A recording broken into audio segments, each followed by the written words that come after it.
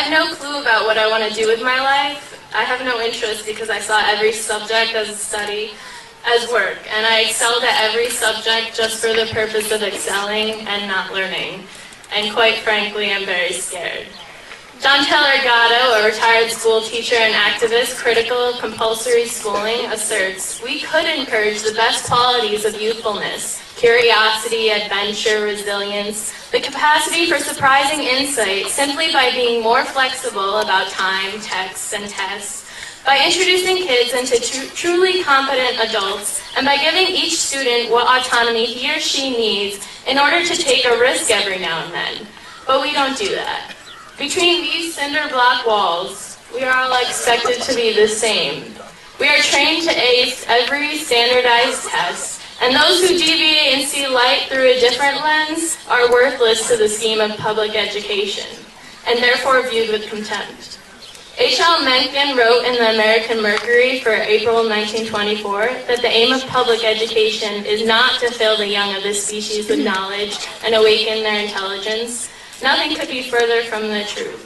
The aim is simply to reduce as many individuals as possible to the same safe level, to breed and train a standardized citizenry, to put down dissent and originality. That is the aim in the United States. To illustrate this idea, doesn't it perturb you to learn about the idea of critical thinking? Is there really such a thing as uncritically thinking? To think is to process information in order to form an opinion. But if we are not critical when processing this information, are we really thinking? Or are we mindlessly accepting other opinions as truth? I must retrain myself and constantly remember how insane this ostensibly sane place really is. And now here I am in a world guided by fear, a world suppressing the uniqueness that lies inside each of us. A world where we can either acquiesce to the inhuman nonsense of corporatism and materialism or insist on change. We are not enlivened by an educational system that clandestinely sets us up for jobs that could be automated, for work that need not be done, for enslavement without fervency for meaningful achievement. We have no choices in life when money is our motivational force. Our motivational force ought to be passion, but this is lost from the moment we step into a system that trains us rather than inspires us. We are more than robotic bookshelves, conditioned to blurt out facts we were taught in school. We are all very special. Every human on this planet is very special. So aren't we all deserving of something better?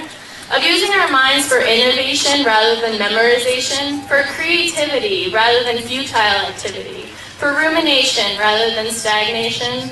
We are not here to get a degree to then get a job so we can consume industry-approved placation after placation. There is more and more still. The saddest part is that the majority of students don't have the opportunity to reflect as I did. The majority of students are put through the same brainwashing techniques in order to create a complacent labor force working in the interests of large corporations and secretive government. And worst of all, they are completely unaware of it. I will never be able to turn back these 18 years. I can't run away to another country with a different education system, perhaps meant to enlighten rather than condition. This part of my life is over, and I want to make sure that no other child will have his or her potential suppressed by powers meant to exploit, his or her potential suppressed by powers meant to exploit and control. Every country on earth at the moment is reforming public education. There are two reasons for it. The first of them is economic. People are trying to work out, how do we educate our children to take their place in the economies of the 21st century? How do we do that, given that we can't anticipate what the economy will look like at the end of next week, as the recent turmoil is demonstrating? How do we do that? The second, though, is cultural. Every country on earth is trying to figure out, how do we educate our children so they have a sense of cultural identity and so that we can pass on the cultural genes of our communities while being part of the process of globalization. How do you square that circle?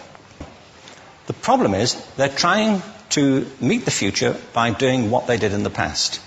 And on the way, they're alienating millions of kids who don't see any purpose in going to school. When we went to school, we were kept there with a story, which was if you worked hard and did well and got a college degree, you would have a job. Our kids don't believe that. And they're right not to, by the way. You're better having a degree than not, but it's not a guarantee anymore. And particularly not if the route to it marginalizes most of the things that you think are important about yourself. Some people say we have to raise standards as if this is a breakthrough. You know, like, really, yes, we should. Why would you lower them?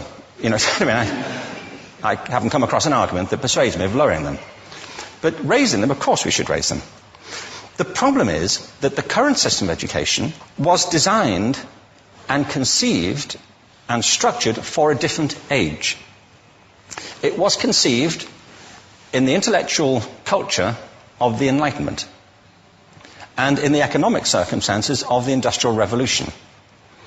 Before the middle of the 19th century, there were no systems of public education. Not really. I mean, you could get educated by Jesuits, you know, if you had the money. But public education, paid for from taxation, compulsory to everybody and free at the point of delivery, that was a revolutionary idea. And many people objected to it. They said it's not possible for many street kids, working class children, to benefit from public education. They're incapable of learning to read and write, and why are we spending time on this? So there's also built into it a whole series of assumptions about social structure and capacity. It was driven by an economic imperative of the time, but running right through it was an intellectual model of the mind, which was essentially the Enlightenment view of intelligence. That real intelligence consists in the capacity for a certain type of deductive reasoning and a knowledge of the classics originally, what we come to think of as academic ability. And this is deep in the gene pool of public education, that there are really two types of people, academic and non-academic, smart people and non-smart people. And the consequence of that is that many brilliant people think they're not, because they've been judged against this particular view of the mind. So we have twin pillars, economic and intellectual. And my view is that this model has caused chaos in many people's lives. It's been great for some. There have been people who have benefited wonderfully from it. But most people have not. Instead, they suffer this. This is the modern epidemic, and it's as misplaced and it's as fictitious. This is the plague of ADHD.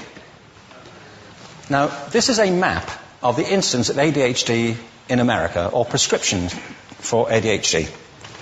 Don't mistake me here. I don't mean to say there is no such thing as attention deficit disorder. I'm not qualified to say if there is such a thing. I know that a great majority of psychologists and paediatricians think there is such a thing. But it's still a matter of debate. What I do know for a fact is it's not an epidemic. These kids are being medicated as routinely as we had our tonsils taken out. And on the same whimsical basis, and for the same reason, medical fashion. Our children are living in the most intensely stimulating period in the history of the earth. They're being besieged with information and calls for their attention from every platform, computers, from iPhones, from advertising holdings, from hundreds of television channels. And we're penalizing them now for getting distracted. From what? You know, boring stuff. At school, for the most part. It seems to me not a coincidence totally that the incidence of ADHD has risen in parallel with the growth of standardized testing. Now, these kids are being given Ritalin and Adderall and all manner of things, often quite dangerous drugs, to get them focused and calm them down. But according to this, attention deficit disorder increases as you travel east across the country. People start losing interest in Oklahoma.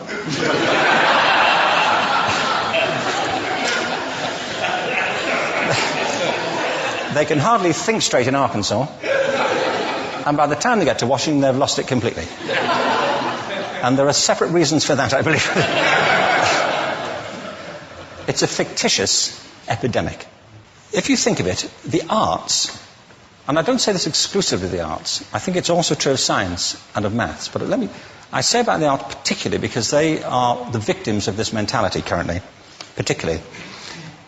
The arts especially address the idea of aesthetic experience. An aesthetic experience is one in which your senses are operating at their peak, when you're present in the current moment, when you're resonating with the excitement of this thing that you're experiencing, when you are fully alive. An anesthetic is when you shut your senses off. and deaden yourself to what's happening. And a lot of these drugs are that. We're getting our children through education by anaesthetizing them. And I think we should be doing the exact opposite. We shouldn't be putting them asleep. We should be waking them up to what they have inside of themselves. But the model we have is this. I believe we have a system of education that is modeled on the interests of industrialism and in the image of it. I'll give you a couple of examples. Schools are still pretty much organized on factory lines, ringing bells, separate facilities, specialized into separate subjects. We still educate children by batches.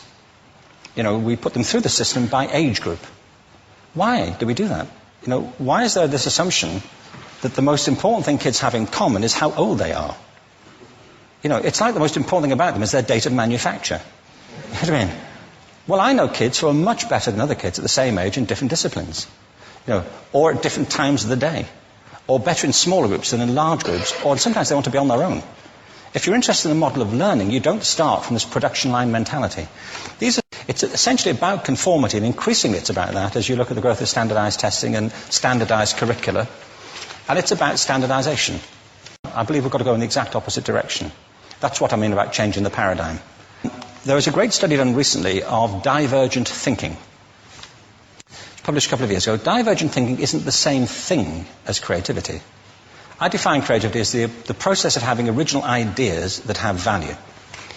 Divergent thinking isn't a synonym, but it's an essential capacity for creativity. It's the ability to see lots of possible answers to a question, lots of possible ways of interpreting a question, to think what Edward de Bono would probably call laterally, to think not just in linear or convergent ways, to see multiple answers, not one. So, there are tests for this. One kind of cod example would be, people might be asked to say, how many uses can you think of for a paperclip? One of those routine questions. Most people might come up with 10 or 15. People who are good at this might come up with 200. And they do that by saying, well, could the paperclip be 200 foot tall and be made out of foam rubber? Does it have to be a paperclip as we know it, Jim? Now, there are tests for this, and they gave them to 1,500 people. This is in a book called Breakpoint and Beyond. And on the protocol of the test, if you scored above a certain level, you'd be considered to be a genius at divergent thinking. Okay? So my question to you is, what percentage of the people tested, of the 1,500, scored at genius level for divergent thinking? Now, you need to know one more thing about them. These were kindergarten children. So what do you think? What percentage at genius level? 80. 80, okay. 98%. Now, the thing about this was it was a longitudinal study. So they retested the same children 5 years later, ages of 8 to 10. What do you think? 50? They retested them again 5 years later, ages 13 to 15. You can see a trend here, can't you? Now, this tells an interesting story, because you could have imagined it going the other way, couldn't you? You start off not being very good, but you get better as you get older. But this shows two things. One is we all have this capacity, and two, it mostly deteriorates. Now, a lot of things have happened to these kids as they've grown up. A lot. But one of the most important things that happened to them, I'm convinced, is that by now they've become educated. They've spent 10 years at school being told there's one answer, it's at the back. And don't look. And don't copy, because that's cheating. Outside schools, that's called collaboration, but inside schools. Now, this isn't because teachers want it this way, it's just because it happens that way. It's because it's in the gene pool of education. We have to think differently about human capacity. We have to get over this old conception of academic, non-academic, abstract, theoretical, vocational, and see it for what it is, a myth. Secondly, we have to recognize that most great learning happens in groups, that collaboration is the stuff of growth. If we atomize people and separate them and judge them separately, we form a kind of disjunction between them and their natural learning environment.